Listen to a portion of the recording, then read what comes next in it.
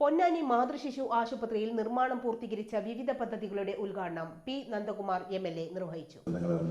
അതുകൊണ്ട് തന്നെ നമുക്ക് മറ്റു വലിയ ചടങ്ങുകളൊന്നും ഉദ്ദേശിക്കുന്നില്ല.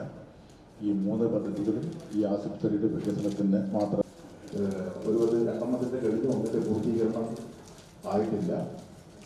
അതിൻ്റെ പൂർത്തീകരണം വളരെ പെട്ടെന്ന് തന്നെ ആവും എന്നാണ് കോൺട്രാക്ടർമാർ പറഞ്ഞിട്ടുള്ളത്. അപ്പോൾ അതിൻ്റെ കൂടി പൂർത്തീകരണം കഴിഞ്ഞാൽ നമുക്ക് മെച്ചപ്പെട്ട രൂപത്തിലേക്കുള്ള സൗകര്യങ്ങൾ ഉണ്ടാകും.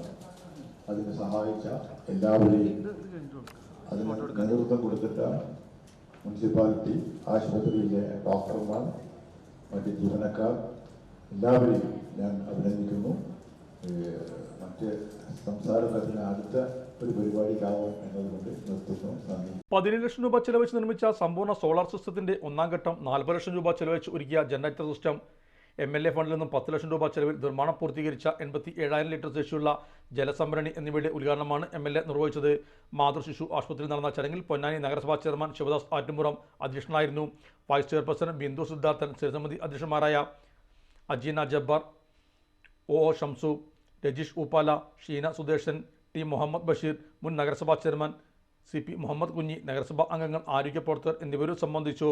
വിസ്മയിപ്പിക്കുന്ന 10,000-കണക്കിന് ഉൽപ്പന്നങ്ങളും അതിലേറെ ഓഫറുകളും.